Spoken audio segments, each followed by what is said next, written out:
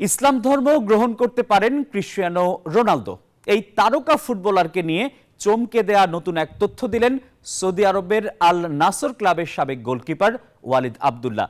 তিনি নাকি খেলোয়াড়দের নামাজ ও ধর্মীয় অনুশাসন মেনে চলার বিষয়ে উৎসাহ দেন। তবে কি এবার গুঞ্জন সত্যি হচ্ছে? ফুটবল তারকা ক্রিস্টিয়ানো রোনালদোকে নিয়ে মানুষের আগ্রহের কমতি নেই। তার জীবনের প্রতিটি মুহূর্তের খবর রাখতে মরিয়া তার ভক্তরা। তবে এই তারকা ফুটবলারকে নিয়ে নতুন তথ্য দিয়েছে সৌদি আরবের আল নাসের ক্লাবের সাবেক গোলকিপার ওয়ালিদ আবদুল্লাহ। তিনি জানান, ইসলাম গ্রহণ করতে চান রোনালদো।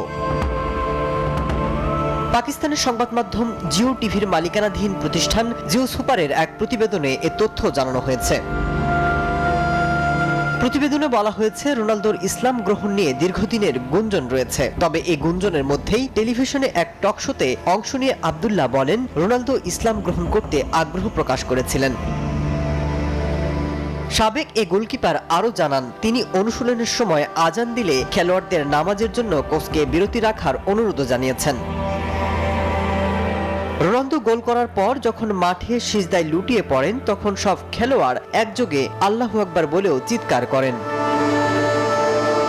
চলতি বছরের জানুয়ারিতে সোশ্যাল মিডিয়ায় ভাইরাল হয়েছিল রোনালদোর ইসলাম ধর্মগ্রহণের বিষয়টি। তবে পরবর্তীতে সেটি গুজব বলে বিভিন্ন ফ্যাক্ট চেক প্রতিষ্ঠান নিশ্চিত করে।